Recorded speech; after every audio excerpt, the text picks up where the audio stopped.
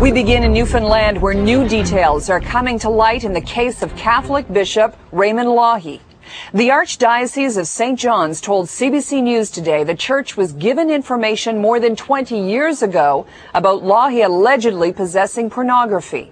Lougheed was charged last month with possessing and importing child pornography. With more on this, we're joined by the CBC's Chris O'Neill-Yates. Chris, what's new in this case?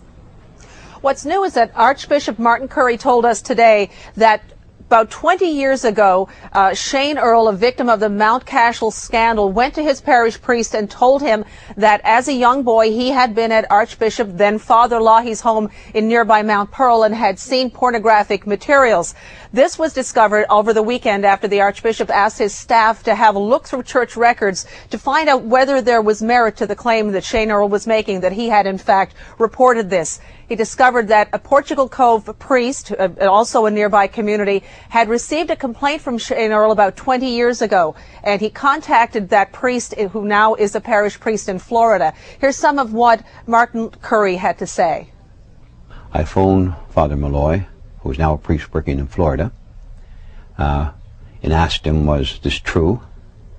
And he said, yes, Shane Earl came to visit him and spoke to him about Father Lougheed at the time, and I asked him what he did with it, the information that he had, and Father Malloy mentioned that he had taken it to the appropriate authorities. Mentioned in this case it would have been Archbishop Penny at the time.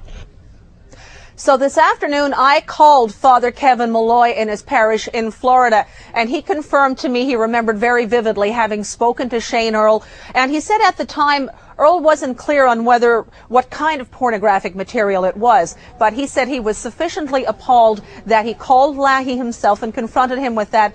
In addition, he called the Archbishop of the St. John's Diocese at the time, the person that Martin Currie mentions, Alphonsus Penny, to tell him what he had learned about Shane Earl's disclosure to him. Chris, if all of this is true and church officials knew, does it also mean that the police knew?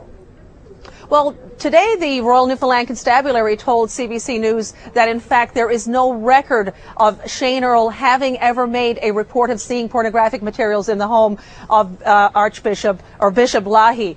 But having spoken to Father Malloy today, he says he reported it to Archbishop Penny, and he as well is uncertain whether the police were ever told of that. He said after making the report, he doesn't know what happened then.